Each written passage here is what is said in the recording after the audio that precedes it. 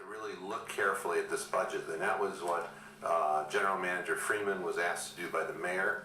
That's what he was asked to do by, I can assure you that there's no ulterior motive If you look at the detail in there, you'll see part of it is some deferrals that we're moving out and we're gonna evaluate. Given the economic conditions, we're looking at anything that's not an absolute requirement that's in line with getting our 20% RPS by 2010, or the PRP, which again is paramount for the power system and the infrastructure on the water side. Those have been deferred and or deleted, and that's where you see the $745 million on the power, and on the water about $164 million in total. That's the first big piece of it. And again, this is going to be the basis for the revised ECAF proposal that we're going to be coming back to the board and is being currently evaluated by the independent third party.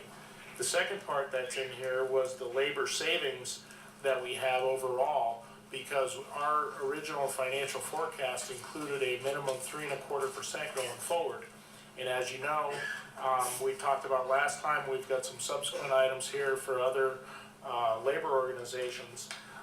We've got savings that are coming from that. So we have about in total $270 million reduction over the 5-year period for our labor that was renegotiated for both IBEW and the other organizations. That results in the $270 million savings, and that's been put in place. And third, really the big thing is the RPS projects that we talked about. When we look at staying right at the 20%, we end up with a $244 million gross savings, a net after you look at burning natural gas, instead of that at $154 million. We also eliminated about $600 million of prepayment debt. Now that's kind of complex numbers and all that, and you'll see the overall financial plan once it's being reviewed now by the independent third party, and we'll bring it back for your approval. And all of this is going to help us obviously going forward to keep the rates lower, which I think, as we've had numerous discussions today, is what we need to do. And I just want to add just one other thing that often isn't talked about. If you look on page 6, it talks about our staffing.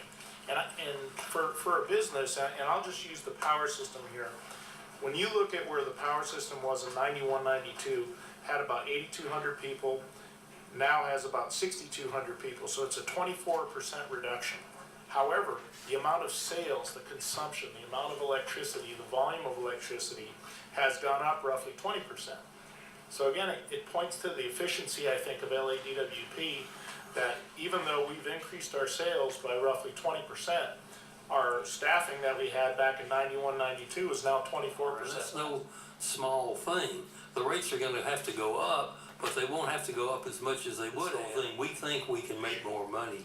We used to make a lot of money in wholesale trading before, and I think that we haven't emphasized the marketing.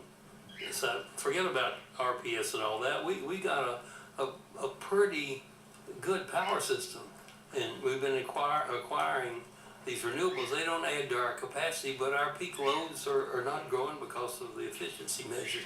We have got some surplus reserves, and we're not going to cut corners. We know we have to match our biggest unit. We know we have to match other things. That's going to stay put. But we think we can make more money in this area. I think I want to remind the Commission, in addition to everything else, we absorb significant increases in the salaries every year. I think the people deserve what they're getting, but they're, and we're swallowing that. I think I want to remind the Commission, in addition to everything else, we absorb significant increases in the salaries every year. I think the people deserve what they're getting, but they're,